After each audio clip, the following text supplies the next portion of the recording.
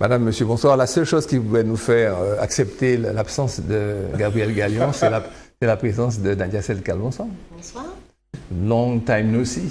Ben oui, Ça, et vous avez bien travaillé en mon absence, j'ai cru comprendre. Oui. J'ai même vu. Très bien. Le progressiste, Le progressiste est satisfait d'avoir une nouvelle voisine. Voilà. Senti apprécié. Ouais. Bon, mais ça, j'ai fait ça, puis on va laisser Nadia. Bien sûr, bien sûr. Michel Bouchy, comment ça va? Bien, ça va, dans l'ensemble. Un combat pour la dignité qui rejoint le nôtre, c'est celui de la Grèce. Tout à fait. Je suis certain. Absolument. On a mangé notre pain blanc comme la Grèce et que maintenant on a notre pain noir. C'est la volonté d'écraser un petit pays en utilisant le chantage à l'argent. Ça ressemble un petit peu à notre situation. On y reviendra. On veut nous empêcher d'accéder à la responsabilité en nous faisant le chantage aux acquis sociaux. C'est un peu gymnastique Oui, intellectuelle. Oui, mais c'est pareil. De toute façon, celui qui est à ta gauche n'est pas du tout d'accord, c'est un économiste averti, filé. Si on revient sur ça, il t'en parlera. En tous les cas, laissez-moi vous dire, il n'y a pas de hasard, il n'y a que des rendez-vous pour les lois. Oui. Et c'est pour ça qu'on est là. Bon. Nouveau, je te regarde avec ta chemise bleue rayée, nouveau record du chômage en mai, plus 16 200, soit 3,55 millions de demandeurs d'emploi sans activité. C'est la France, la douce France, la belle France. Sans activité. Deux mots là-dessus. Deux mots, c'est-à-dire que nous avons, la semaine dernière, discuté des 0,6% de croissance qui sont annoncés par l'INSEE. C'est une croissance sans investissement et sans création d'emploi. C'est une croissance qui est liée à effet nul. À un petit sursaut de la consommation, probablement lié même à la baisse du coût du pétrole, et puis aussi au phénomène saisonnier, le froid, etc., de plus de dépenses pour se chauffer. Bon. Et peut-être aussi, comme à la Martinique, un certain nombre de consommateurs ont puisé dans leur épargne. Entre guillemets. Parce qu'ils une voiture qui a 15 ans. La voiture à 5 ans, 6 ans, eh ben, on l'a réparée et on ne peut plus rouler avec. Mais on sait surtout que pour que la croissance engendre des créations d'emplois, il faut plus que ça. Il faut au moins 1%. 1,7%. Alors, il y a un économiste qui a fait le calcul, je ne le garantis pas, pour la Martinique, c'est au moins 1,3%. Ouais. C'est M. Olivier Sudoui. Sudoui, oui. Voilà. Ça veut dire que, pour qu'il y ait des créations d'emplois en Martinique, il faut avoir au moins 1,3% de croissance. Moins que celle de l'Europe. Alors, homonymie trompeuse et rumeur folle. Un Martiniquais de 38 ans a été mis en cause dans une affaire de transfert de fonds et une présomption de trafic de drogue. Il a été placé en détention provisoire dans une prison de la région parisienne. L'affaire a alimenté blogs et réseaux sociaux tous ces derniers jours, notamment Jacques, qui s'est engouffré là-dedans. Et c'est ça qui a créé cette rumeur, a laissé entendre qu'il s'agissait du neveu du président de la région, M. Serge Etchimi, et même de son propre neveu, puisque le prénom Grégory a été cité. En réalité, il s'agit d'un homonyme, comme il peut avoir des Jean-François, il peut avoir des Louis Arthur, il peut avoir des... Bon, les branchies, c'est plus rare. Les branchies, c'est déjà plus rare. J'ai cherché sur Google. Je n'ai pas trouvé. Je n'ai pas trouvé. Alors, tout ça a été divulgué naturellement sans vérification. Alors, ce que le neveu a fait, le neveu qui a été sur lequel on a pointé le doigt, il a posté une photo avec une pancarte Orly et une valise et sa valise pour démentir. Petit fait qui m'a un peu gêné. Et cet aspect, sans s'appesantir, parce que tout homme fait des erreurs, M. Alfred Marie-Jeanne a fait allusion à cette affaire en précisant toutefois que la personne concernée n'était pas directement liée par la filiation à M. Serge Etchimi, mais qu'elle portait le même patronyme que Serge Etchimi. Je vous ai donné le fait brut. Je vous ai quand même donné mon opinion en disant que je suis surpris que dans le cadre de la campagne pour la collectivité, dans le mot de passionnant, intéressant d'un homme que je respecte beaucoup, qu'on ait eu à faire allusion à cette histoire. Moi, je n'ai qu'un mot à dire, volonté de nuire. Non, toi, tu n'as rien à dire. Point barre. Tu es trop concerné, tu n'as pas le droit de parler. Non, là-dessus, c'est vraiment c'est symptomatique d'une époque et puis de tous les outils qu'on a à notre disposition. Tu as bien dit blog et réseaux sociaux. Ça veut dire une information qui arrive tous azimuts, une information qui est donc rendue accessible avant même d'être vérifiée. Ouais. Et donc c'est de la calomnie, de la calomnie, bon là en l'occurrence, mais c'est le risque de calomnie qui est inhérent à toute information. À côté de ça, j'ai envie d'aller plus loin. Est-ce que ça veut dire, quand bien même ça aurait été son propre fils, est-ce que c'est son fils qui siège à la région? Est-ce que c'est son fils qui est élu? Donc ça veut dire qu'une personne qui est élue, qui a des responsabilités politiques, elle a effectivement un devoir, dans le cadre de sa fonction, un devoir d'exemplarité au point de vue du comportement. Mais est-ce que ce devoir d'exemplarité s'applique de façon aussi à toute sa famille? Est-ce qu'elle est interdite d'action politique parce que dans sa famille, il y a une galeuse? En tout cas, moi je dis que si la contrepartie, là, ça sera de ressortir les green power, etc. Ben oui. Sur M. Marie-Jeanne. On n'est pas sorti. On n'est pas sorti. On n'est pas sorti de l'auberge. Puis on va tous les 5 se fâcher. Non, alors, on va leur dire, monsieur Ruté, quoi. L'exit territorial, c'est pas ça, quoi. C'est sûr. Alors, j'ai eu connaissance de cette affaire, je crois, un peu vendredi, samedi dernier. Et ma première réaction, j'étais dans une réunion politique. Tout le monde autour de moi a dit, ça peut arriver à n'importe lequel d'entre nous. Tu me rassures. Non, mais je dis tout de suite. Ça peut arriver à n'importe lequel d'entre nous. Et un tel de raconter qu'il a eu un neveu, un parent à qui des choses comme ça sont arrivées. Et par conséquent, qu'il ne faut pas mélanger les genres. Il ne faut pas mélanger les genres.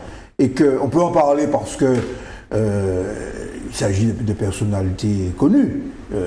Il s'agirait de personnalités connues, mais que bien entendu, qu'il ne s'agit pas d'en faire usage à titre politique. Donc, moi, je dis que dans l'entourage, je ne vais pas dire quand même quelqu'un, mais en tout cas, il y avait plusieurs formations politiques. C'était une réunion. Tu me rassures. C'était une réunion, il y a plusieurs formations politiques, et c'est ce qui est ressorti. Alors, maintenant, en tant que rédacteur en chef de justice, c'est tout le temps que nous recevons, dans le passé, des lettres et anonymes. Je ne sais pas si c'est parce que mon père était magistrat, je m'excuse de parler de moi, mais tu es une personne très intéressante. Mon père était magistrat et il a été juge d'instruction à la Martinique. Et je l'ai toujours entendu dire que la Martinique est le pays de la fabulation. Mmh. Donc j'ai été formé à cet esprit, ne croire pour vrai que le vieux principe de Descartes et de Pascal, ne croire pour vrai que ce qui est vérifié comme étant vrai. Et établi.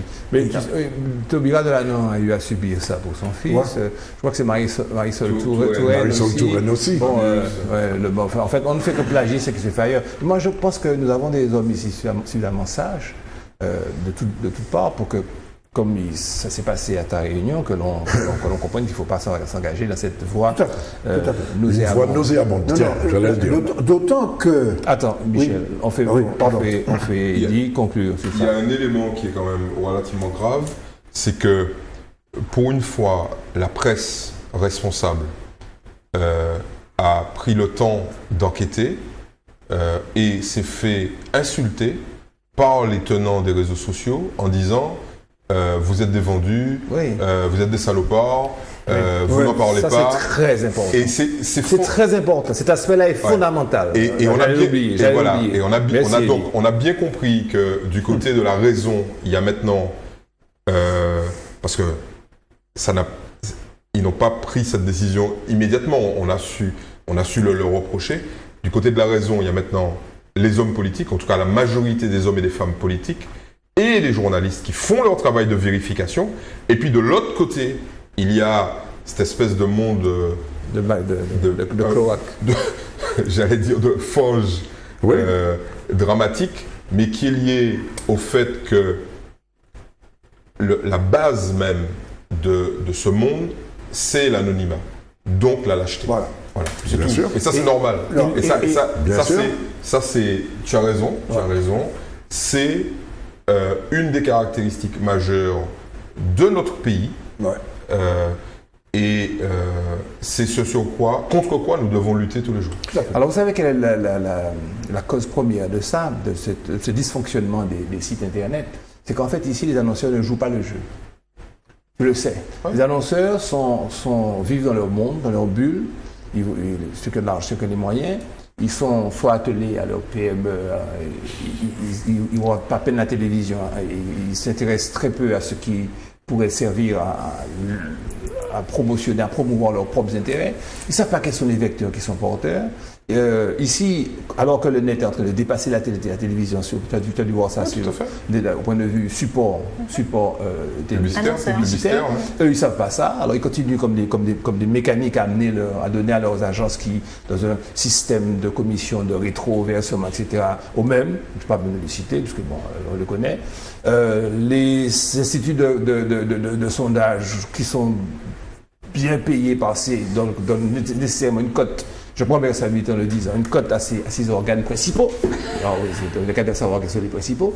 Et puis les autres organes qui pourraient être relativement corrects, je ne dirais pas de nom à ce moment-là, mais les sites principaux, il y en a 2, qui pourraient être corrects, sont obligés de sombrer dans une sorte de facilité, de buzz à tout prix. Et de surenchère. Ouais, pour avoir ce qu'on ne sait pas. Pour avoir du flux. Pour avoir du flux. L'idée, c'est d'avoir un maximum de monde. Alors il y a des compteurs, et puis on peut dire, on espère comme ça un jour décrocher la timbale, convaincre monsieur. Mais c'est à l'envers, parce que en choisissant l'infamie, la diffamation, le mensonge comme support de buzz, ils font s'enfuir très rapidement les annonceurs. Donc il faut arrêter. Encore plus. Non, et puis ensuite, faut pas, tout n'est pas, de mon point de vue, tout n'est pas noir, c'est pas si sombre que ça. Dans la mesure où, c'est vrai, il faut dire les choses comme elles sont. Nous, publics, ce qu'on veut, c'est avoir une information. Et pour peu qu'on soit un peu aguerri à la pratique, donc pas seulement des réseaux sociaux, mais de l'information en ligne d'une manière plus générale, une fois qu'on a l'info qu'il s'est passé quelque chose, on va tout de suite vérifier et là on va sur un site qui est référencé. Et il faut dire les choses comme elles sont, ça manque en Martinique. On a une information qui soit presque en temps réel et qui soit vérifiée. Ça, c'est un gros manque qu'il y a chez nous. Donc, c'est vrai qu'il y a plusieurs... Je te donne la réponse technique. Ils sont tous seuls, les pauvres. Il te faut croire qu'ils ont des journalistes pour eux. C'est pas vrai. Puis en plus, il y en a... Ils n'ont aucun moyen de le Danske vit je parle des blogs, je parle de ceux qui se mettent un petit peu comme réellement des sites qui pourraient être avoir... Non, je parle de vrais sites d'information. Non, mais oui, il n'y en a pas. Il y en a presque pas.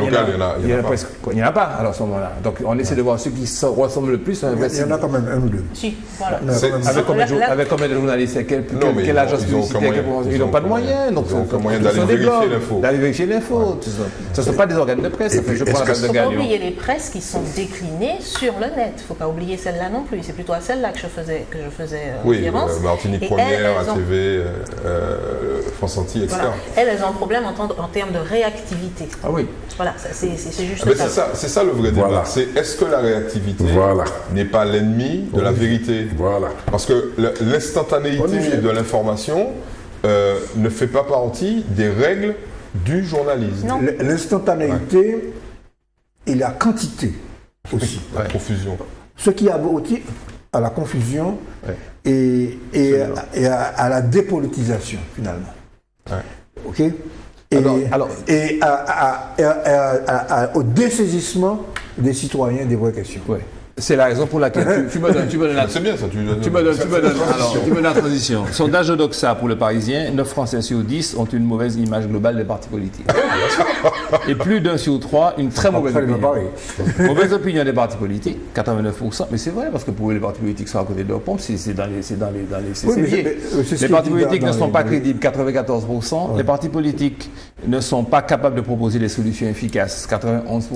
C'est un petit débat, quand même. Les partis politiques ne sont pas proches des préoccupations des Français, 90%. Ça c'est pas continuer l'énoncer, mais je peux faire. Ce que Sondage a dit, à bougonner pendant que je le dis. Les partis politiques ne sont pas porteurs d'idées, j'ai pas dit que je suis d'accord, ne sont pas porteurs d'idées nouvelles, 86%. Les partis politiques ne sont pas modernes, 85%. Et où, moi je frappe ça au coin de la pire infamie, c'est que le Front National n'est pas concerné par ces mauvais résultats.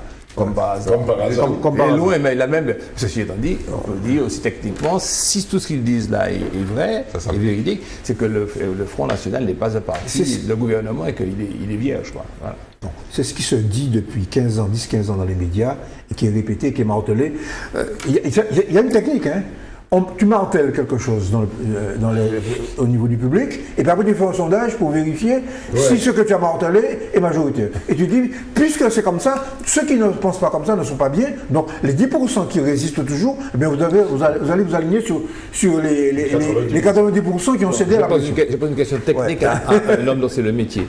Est-ce que c'est aussi mécanique que ce qu'il dit? Sans.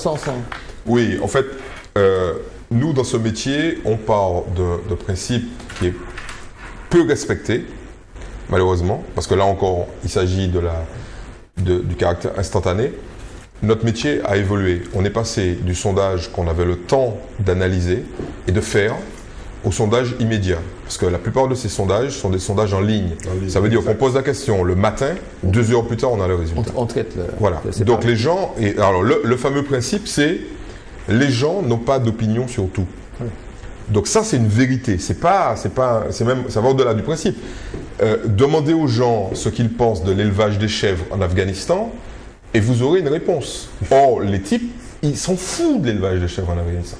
Donc, il y a des types qui disent... en Afghanistan, ils ne savent même pas où c'est l'Afghanistan. Donc, on le met à l'envers. Les types, ils le mettent à l'envers, en fait. Les pervers de notre métier le mettent à l'envers en disant les gens doivent avoir une opinion sur tout. Donc, je réponds à ta question. Oui, c'est le même principe. Le principe est extrêmement simple. Il y a des cercles d'influence. Donc, le premier cercle d'influence, c'est la presse, enfin, les réseaux sociaux, puis la presse traditionnelle. Et la presse traditionnelle, ensuite, commande un sondage qui va confirmer ce qu'ils ont sériné, voilà. Pour parler vulgairement. Voilà. Alors, il y a un reportage, si vous avez le temps, sur le net, notamment sur YouTube. Il y a un reportage allemand qui est disponible où toute cette mécanique-là d'influence et de création de vérité est expliquée de manière extrêmement fine sur le rôle fondamental des régimes amaigrissants à base de chocolat. Donc, et tout est faux, mais au bout d'un moment, tout le monde y croit. Tout le monde y croit. Il y a Washington Post qui face à cette espèce de montée en puissance, de vague de lavage de cerveau. Oui, de lavage de cerveau, pond un article d'une page entière où le type n'a rien vérifié du tout et il dit le meilleur régime machin, c'est. Alors, ça aboutit au boom. Pendant une semaine, pas plus, boom de la valeur de la tonne de chocolat sur les marchés boursiers. Oui, c'est de la manipulation pure et dure. C'est ça. Mauvais exemple est dit parce que ça, tout le monde en rêve. Oui, mais justement, c'est parce que tout le monde rêve. Ils sont partis sur ça. Ils savaient que ça allait marcher. J'ai une petite question. N'y répondez pas tout de suite. Est-ce que notre groupe peut me dire comment, pendant des décades, des décennies, je sais pas ce qu'on dit, on a pu nous convaincre que le diesel est moins polluant que l'essence? Vous ne répondez pas tout de suite, sauf si vous avez vraiment déjà essayé de trouver la réponse et que vous l'avez trouvée. Mais bien entendu, au départ, on est sur une formation d'opinion. C'est exactement la même chose. Mais pourquoi? Alors pourquoi pour des raisons purement, mais non, mais pour des raisons purement économiques. Pour des raisons purement économiques. Diesel, ça vient du même pétrole. Diesel ou essence, pourquoi on a décidé? Pas du tout. Le coût de production, de fabrication, et de loin. Ça ne vient pas du producteur d'hydrocarbures. Ça vient des constructeurs automobiles.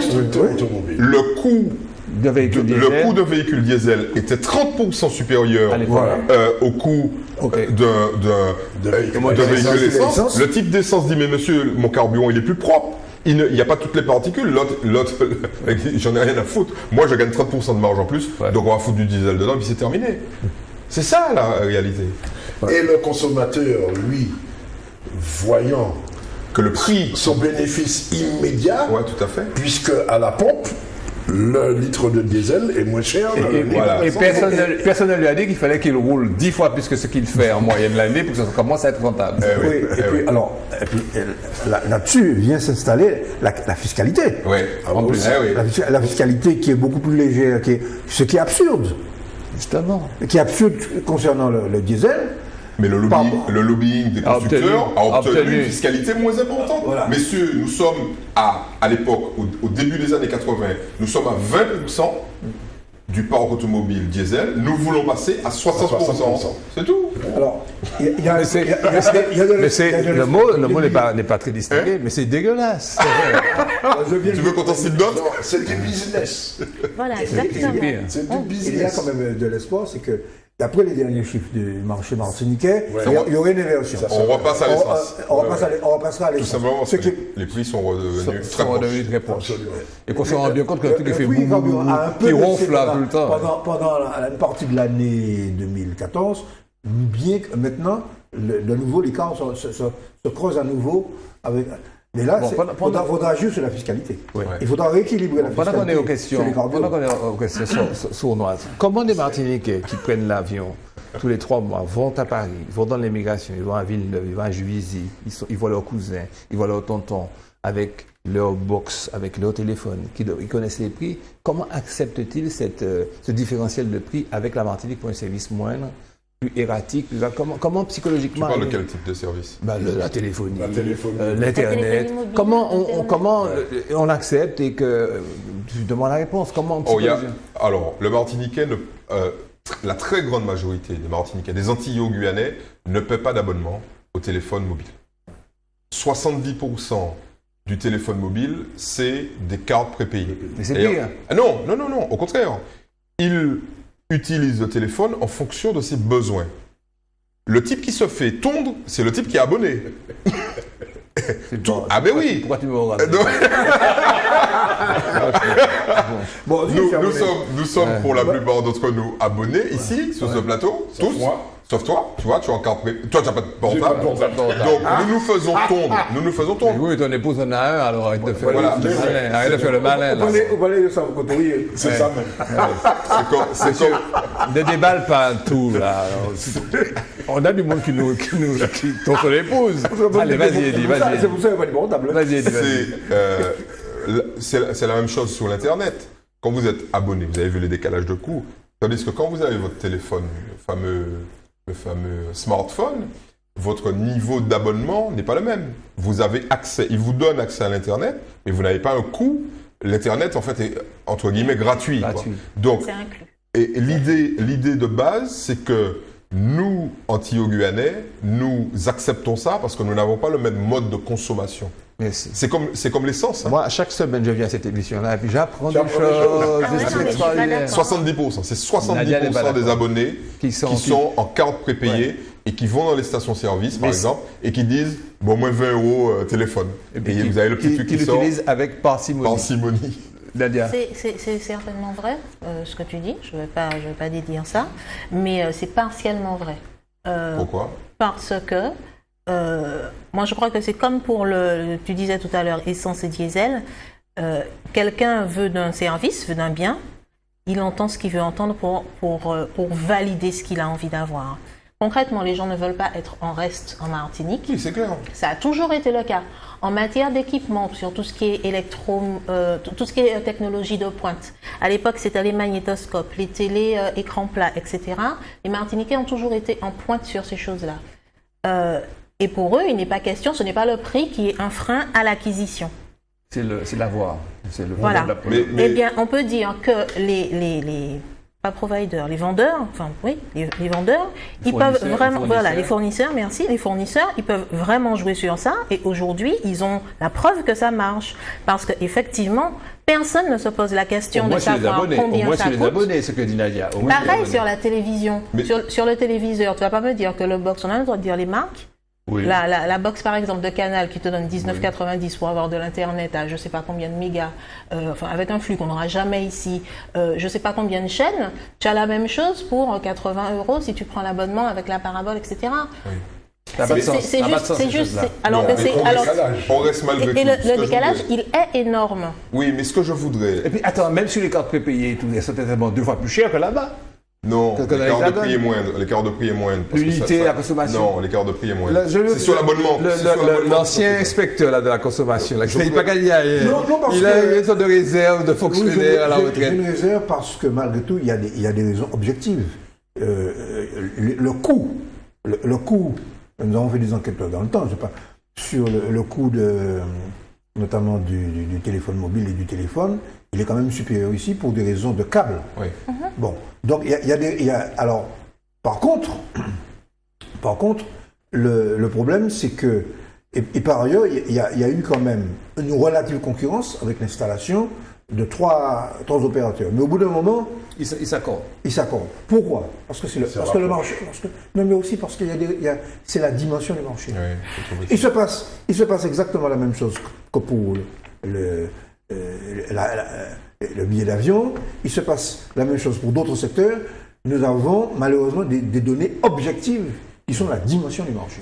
Et je voudrais rajouter un élément que Michel vient de suggérer et qui est important, c'est que nous, quand on fait des enquêtes, on s'aperçoit que on est persuadé que c'est le cas de tout le monde.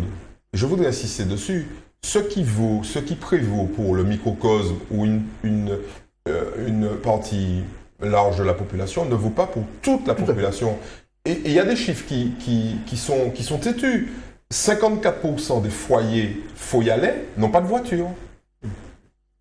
Et tu vois, on dit, ah ouais, mais bon, tout le monde nie l'auto. Mais il y a des familles, on a 4 ou 5. Oui, peut-être, mais quand tu as 54% de ta population qui n'a pas de véhicule automobile, ça veut dire que tes transports en commun sont fondamentaux et que tu as là le signe de la réussite, je fais un peu plus pour personne, mais de la réussite de Mosaïque qui est capable de servir une population, une ville dont plus de la moitié des habitants n'a aucun autre moyen de locomotion que les transports en commun. Donc, oui, mais l'autre moitié des habitants ne requiert pas les services de Mosaïque tous les jours. Non, mais c'est pas ce que je veux dire. Ce que je veux dire, c'est que... Comme c'est satisfont. Non.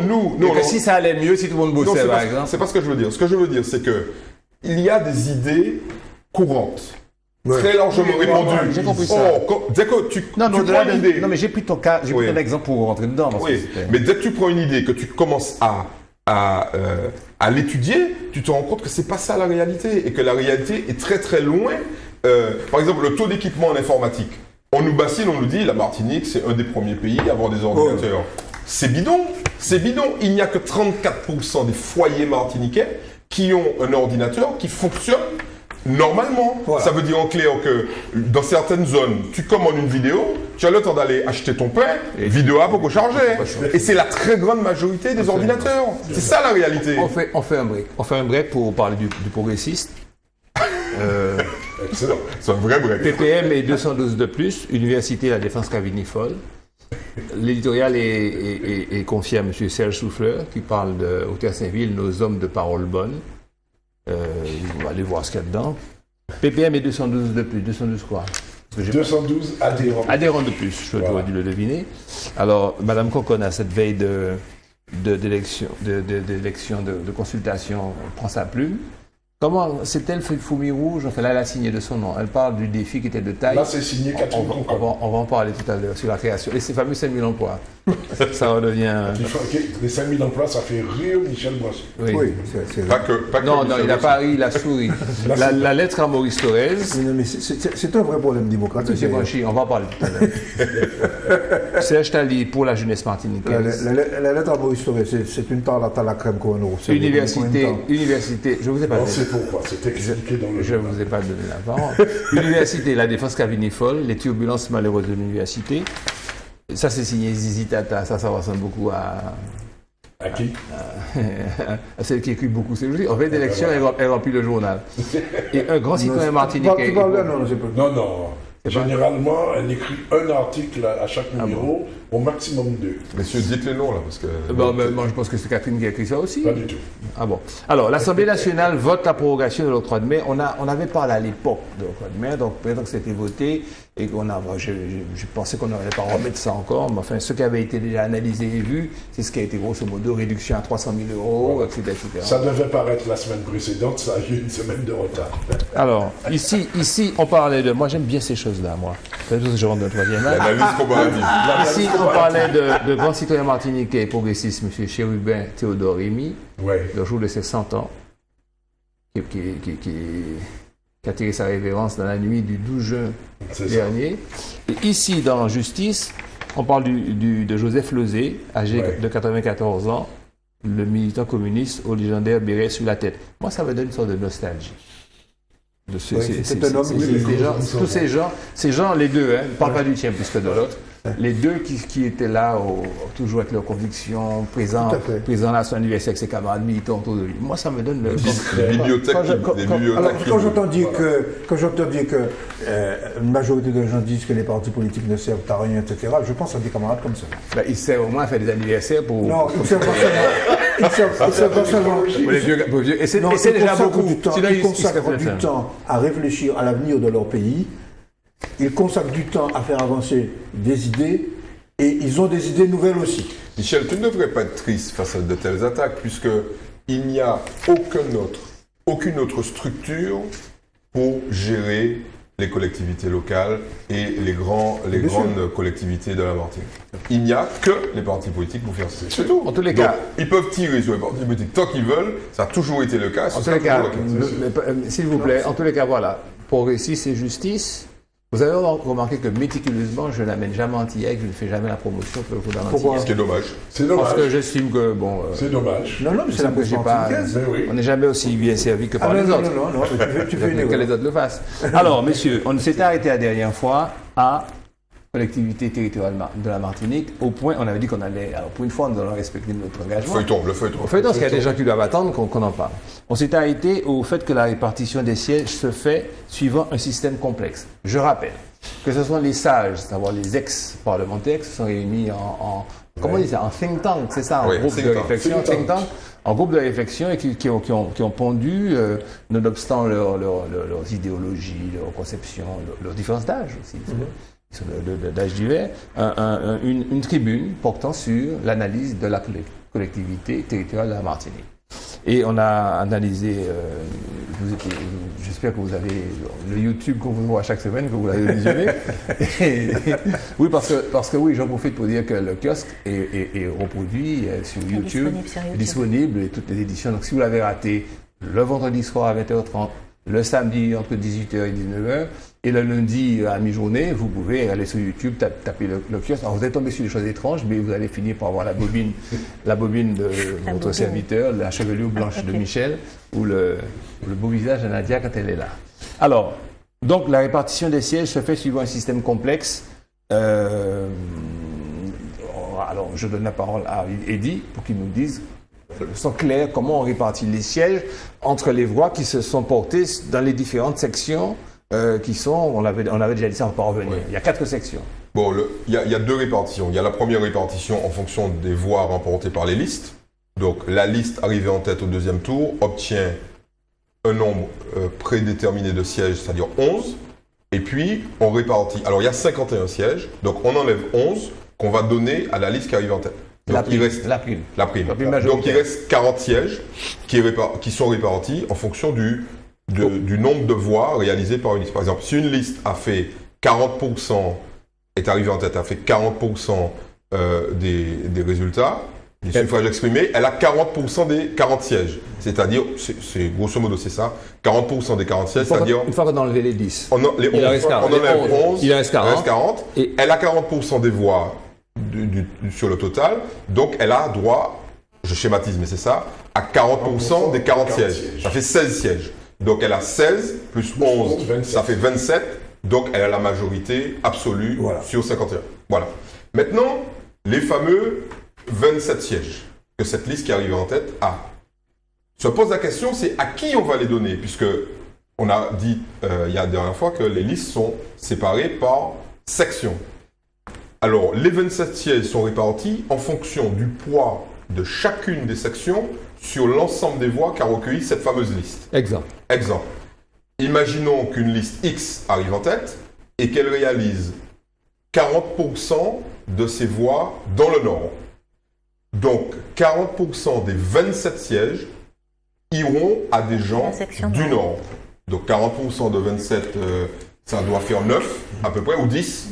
Ouais. Donc 10 sièges, donc 10 sièges sur 27 iront aux candidats de cette liste dans le Nord. D'où le principe selon lequel l'existence des sections assure une répartition, une représentation territoriale. Voilà, c'est une double représentation, mais là, elle est vraiment démocratique. Elle ne tient pas compte de la population, parce que tu peux avoir une population qui ne vote pas, mais et c'est pour ça qu'elle est démocratique, elle tient compte de l'expression populaire. C'est-à-dire que plus les gens du Nord vont voter, plus ils auront d'élus sur leur liste. Donc c'est un combat, et il faut dire le mot, c'est un combat démocratique à l'intérieur d'une liste entre zones géographiques. Ça veut dire en clair que, imaginons que, je prends le scénario catastrophe, que 70% des voix d'une liste viennent du Nord. Eh bien, le Nord aura 70% des élus de cette liste. Ce qui veut dire en quelque part que ça présente un intérêt de voter. Fondamental. Supplémentaire. Qui s'ajoute au civisme, au devoir citoyen. C'est-à-dire qu'on a à la fois une représentation démocratique. Alors, le seul problème, et Michel va en parler, le seul problème, c'est cette fameuse prime. Oui. Pourquoi 11 Ça fausse un petit peu. Bon, ça fausse, mais bon. On va y venir. Non, pardon, on va y venir. Parce que les sages évoquent. Il y a une première représentation démocratique, parce que ça donne une visibilité à l'ensemble de la Martinique. Et puis, à un deuxième niveau, il y a une représentation encore plus démocratique, qui est basée sur le principe, plus je vote, plus j'ai d'élus. Très bien. Alors, les sages, on les appellera comme ça, les sages, savoir les différents élus, je ne vais pas les reciter. Les anciens parlementaires. Les anciens Allemands, Petit, etc., les anciens parlementaires, voilà, qui sont encore vivants, Roger Lise, etc. La Martinique, alors, le fait que la Martinique, on les craint. Alors, ils ont répondu aux craintes de la population, la mise en place, par exemple, de nouveaux cadres institutionnels. Ils expliquent que un nouveau cadre institutionnel n'est pas un nouveau cadre statutaire. Ouais. Et ils expliquent qu'il n'y a pas à craindre une modification du statut. Ils rassurent les gens du fait qu'on reste régi par l'article 73. On est français. Oui, mais ça c'est ton opinion, mais tu le seras longtemps encore. Non, mais on redit les choses. Accepte-le, vu son angoisse. Non, mais j'accepte, mais parce que la majorité Non, c'est une majorité qui a été arrachée au peuple martiniquais par des procédés de chantage. Non, il ne faut pas dire ça. Tu exagères. C'est barbouillon, ça. C'est mon opinion. Moi, je pense que c'est un moment, mais après, je regardé ce peuple-là et tout ça, je me suis dit, c'est monde trop mal. Donc, j'ai longtemps sur cette longueur d'onde. Ils sont tombés dans le piège, il t'attend mais je me suis dit, non, ces gens-là sont trop intelligents. Le peuple que j'adore, c'est pas des étrons, tu vois, comme on a pu dire. Comme certains, c'est pas le plus que j'ai dit. A pu le dire. Non, comme ça. Alors, en ce qui concerne la violation de la volonté populaire, le fait d'avoir posé cette question, ils répondent qu'il faut remarquer que 68% de la population a approuvé la question formulée le 24 janvier et ils disent que les gens se sont exprimés. Ce pourcentage est-il oui, c'est pas important. C'est 68. Pertinent. Oui, non, attention, ouais. C'est quand même, il y a un taux de participation qui est relativement faible. Absolument. Ouais. Voilà. Pour le choix de la tout à fait. Fusion. Ouais. Il y a un pourcentage faible, mais la très grande majorité des gens qui ont été votés ont dit fusion. Fusion. Ouais. Les autres n'ont pas à se plaindre parce qu'ils auraient dû aller voter. Alors, oui, absolument. Alors, il rassure sur le risque de voir l'exécutif en question nous conduire à l'autonomie. Confisqué. Oui, bon, on en a déjà parlé. Et puis, il y a aussi le risque qu'il y ait un combat de chef, parce qu'ils envisagent tout, parce qu'ils connaissent notre peuple, entre le président de l'exécutif et puis le président de l'Assemblée. Ils expliquent que les fonctions et les prérogatives de chacun, et il définit leur rôle. En ce que le président de l'exécutif fait marcher la machine, s'occupe du personnel, et le président de l'Assemblée fait travailler les élus. C'est ça, votre bout. L'un n'est pas inféodé à l'autre. C'est ce que... Et que l'Assemblée délibérante n'est pas en mesure de s'opposer non plus au président du Conseil. Alors, il n'insiste pas, à mon avis, suffisamment sur ce point, qui est un point fondamental, qui est nous accédons à la modernité démocratique. En ce sens que nous séparons de manière théorique et pratique le pouvoir exécutif du pouvoir législatif. En clair, ne dis pas législatif, tu vas faire remonter les craintes. Là. non, Le pouvoir délibératif. Voilà, celui non mais faut que les gens comprennent. Oui. Celui qui vote les textes. On va dire, mais c'est un nouveau, c'est une nation, un pays, un gouvernement. Mais il y a des gars qui continuent à penser que... Et à dire. Parce que le schéma qui a été quand même retenu pour la collectivité, c'est celui du 74. Et donc, il y a toujours ce débat qui est sous-jacent.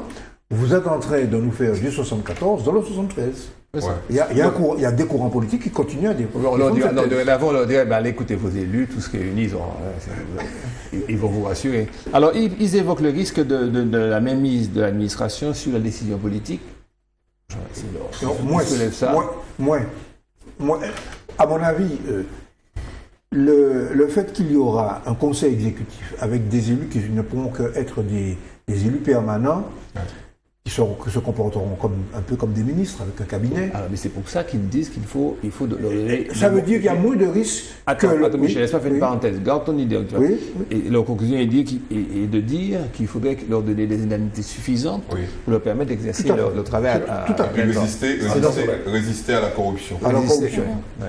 Et puis par ailleurs, le fait, pour voir comment fonctionnent les assemblées auxquelles je participe, effectivement, il y a toujours le risque que l'administration impose à l'élu non expérimenté sur des sujets techniques, son point de vue, des sujets apparemment techniques.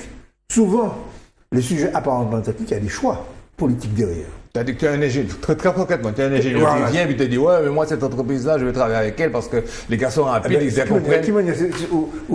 Qui m'a arrivé à comprendre que c'est ça Malaisie. Mais c'est ça qui fait le métier qui se frotte depuis peu à ces choses-là, surtout pour les marchés publics. Mais non, mais c'est l'entreprise là qui bon, pas nous d'autres. C'est tout, c'est moi qui me mange poil là, vous comprenez alors. Tu as raison Michel, mais comme on a dissocié ceux qui vont exécuter de ceux qui vont décider, on va dire ça comme ça, enfin voter les textes, ce risque-là est moins prégnant. Parce que le ministre, il va arriver avec son administration, avec ses dossiers, mais ceux qui votent vont lui dire, monsieur, non, nous ne sommes pas inclus dans votre décision, parce que maintenant, en fait, le déni de démocratie, c'est ce qui existe aujourd'hui. Le fait de la séparation. Des séparations des pouvoirs. Parce que qu'est-ce qui se passe aujourd'hui? Les types qui sont en commission permanente, ils prennent une décision, ils vont devant l'Assemblée, mais c'est eux-mêmes qui votent. Ce qui fait que souvent tu as un président de collectivité qui leur rappelle qu'en commission, ils ont dit le contraire de ce qu'ils voilà. Est-ce que ce sont les caméras qui ont? Ce sont des discussions byzantines. Voilà. C'est vrai que ce sera un fonctionnement démocratique différent. Qui nécessitera bien sûr un rodage, quand même l'admettre. Un apprentissage. Alors en matière de contre-pouvoir, il suggère que le Conseil économique, social, de l'environnement, de la culture, de l'éducation et des sports, son propre budget est beaucoup plus de prérogatives, son personnel et une autonomie. Voilà, c'est une demande tout à fait fondée. En tous les cas, ils estiment que cette collectivité est un enjeu majeur pour la Martinique, dans la sécurité de nos institutions, ça devient un peu obsessionnel. Une réponse, non mais c'est comme ça. Ça ne veut pas dire que ce soit définitivement. Est-ce qu'on peut dire que c'est quand même de leur âge? Oui, et puis je me demande si c'est de leur âge. C'est pas une question de les petits jeunes. Je me demande si les petits jeunes, est-ce que vous prenez le risque d'être vous-même, totalement vous-même? Le courant assimilationniste est dominant dans ce Voilà, quand je disais âge, c'est à la fois générationnel et culturel. Ce sont des gens qui se sont battus pour la majorité d'entre eux, pour la préservation du lien avec la France. Donc c'est normal que jusqu'au bout, ils puissent se battre. Et beaucoup d'entre eux étaient contre la collectivité unique aussi. Oui, attends, ça c'est secondaire, parce qu'on a Non, c'est pas secondaire. Mais non, je t'explique pourquoi. Je t'explique pourquoi. D'abord, cette façon de ce jugement de valeur. C'est un jugement de valeur que tu as énoncé. Non, c'est un fait. Oui, peut-être, mais le ton, la tonalité, la posture, c'est la posture. Moi, je crois qu'il faut. C'est la crème par-dessus. Non, je crois qu'il faut qu'on arrête avec ces débats-là. Je ne vais pas jouer à celui qui est sur la colline là-haut, qui donne des leçons à ceux qui travaillent avec lui, à faire des émissions. On a dit qu'on ne fait pas ça. On ne fait pas de débat, on ne se donne pas de leçons. Mais je crois qu'il faut qu'on essaie d'avancer contre temps. Mais c'est notre temps que de reconnaître qu'il y a dans ce groupe des options politiques qui sont sous-jacentes. Michel, j'ai pas fini. J'ai pas fini de parler. Tu t'émissionnes avant même. Je vais pas monter en mayonnaise avant même que m'en batte. Alors, je crois qu'il faut qu'on soit vraiment avec la gravité des problèmes qu'on a réglés, avec les difficultés, et puis avec la rapidité du monde qui nous entoure. Il faut qu'on bouge tous dans nos têtes et dans la vie. Il ne faut pas qu'on perde le sens de l'idéologie. Il ne faut pas non plus reculer en arrière. Non, on ne peut pas reculer en avant. Mais lorsqu'on va monter en haut, on va descendre en bas. On va descendre en bas. Pour essayer de dire ça. Il faut que l'on soit, c'était littéraire, il faut que l'on soit, Michel, il faut qu'on soit souple. Voilà, c'est ce que je voulais dire. Il faut qu'on soit beaucoup plus souple. Et tu verras que beaucoup plus efficace. En tous les cas, regarde un exemple de souplesse. Nathalie Josse, tête de liste de Martinique citoyenne à la collectivité territoriale. Tu vois, c'est une femme qui est journaliste et qui met la main au... Alors, après ce qu'on a dit maintenant sur les listes, la composition, le nombre de sièges, je trouve que c'est vraiment téméraire pour ce groupe de jeunes que de se lancer à la conquête de la collectivité. En tous les cas, elle explique que son mouvement a été initié pour une implication dans la vie politique, pour instaurer une nouvelle culture politique, pour peser dans le débat avec les citoyens, mettre les citoyens au cœur de la démocratie, qu'ils prennent part à la gestion publique, pour évaluer en permanence les politiques mises en place ensemble, politiques, élus et peuple, de faire en sorte que le pouvoir ne soit pas confisqué, et puis elle aboutit à la limitation des mandats, ce qui permettra d'ouvrir le champ politique à un plus grand nombre, et faire que le fossé qui existe aujourd'hui entre les citoyens et les élus soit comblé. Recréer le lien entre la politique et le citoyen, et en conclusion, elle dit bien qu'elle entend ne pas être récupérée un jour ou l'autre pour raison de mixité, raison de parité. L'avenir nous le dira. Voilà, l'avenir nous le dira. Oui, Eddy. Moi, je pense que... Alors, on sourit. Moi, je ne souris pas. Non, nous sourions... J'ai fait un regard là-dessus, je l'ai félicité. Pas sur elle, pas sur son mouvement. Nous sourions traditionnellement à la naissance de nouveaux mouvements. Ouais. Moi, j'aimerais quand même rappeler que le mouvement Syriza en Grèce, mais les mecs, le jour où ils ont créé leur petit mouvement, ils étaient 4, quoi. Ouais. Et puis les gens ont dit, bon, encore un petit mouvement d'extrême gauche. Les gens ont dû ricaner. Ils ont ricané. Actuellement, c'est Bourg à gérer un pays, quoi. Pareil pour Podemos en Espagne. Podemos en Espagne. Ouais. Ils gèrent plusieurs villes, Barcelone et Madrid. Madrid, quoi. Avec des nouveaux venus dans la politique, complètement. Quand même. Ah ouais. Dans la maire qui a 70 ans. Là, oui, 71 ans. Madame le maire de 71 ans. De Madrid. Sur des idées fortes. Ancien juge, ancien magistrat. Oui, mais je veux dire que c'est pas des professionnels de la politique. Mais aussi des idées fortes. Les idées fortes, c'était le refus de l'austérité. Tu es d'accord avec moi que ce n'est pas des professionnels de la politique. C'est pas ça le problème. Et qu'ils sont venus à la place des politiques. Ce n'est pas ça le problème. Ah bon, c'est quoi le problème? Le problème, c'est le contenu de l'engagement politique. Oui, mais c'est évident, c'est le contenu. Les idées. Non, mais c'est pour revenir. Je pense que Michel a raison, mais c'est important effectivement de replacer le parti politique dans le jeu démocratique, et ça c'est important, mais surtout d'expliquer aux téléspectateurs qui vont voir se multiplier les petites listes. Parce que ce qui est intéressant, c'est qu'il y a deux types de listes. Il y a des listes qui viennent pour gagner et partager les responsabilités et le pouvoir, c'est clair. Et puis il y a des listes qui viennent parce qu'il y a un espace d'expression démocratique. Et de témoignage. Voilà. Et le débat a besoin de ça. Sinon on n'écouterait pas les types qu'on a l'habitude d'entendre depuis des années. Ce que tu dis, ce que je voulais exprimer et que Michel ne veut peut-être pas entendre, il faut revivifier la politique. Il faut ces sondages. Mais là où il a raison, c'est qu'il faut additionner le changement générationnel. Moi, je suis un fervent partisan de ça. Et puis, changement de genre également, hommes et femmes, à l'essence même de la volonté de participer au débat démocratique, les idées.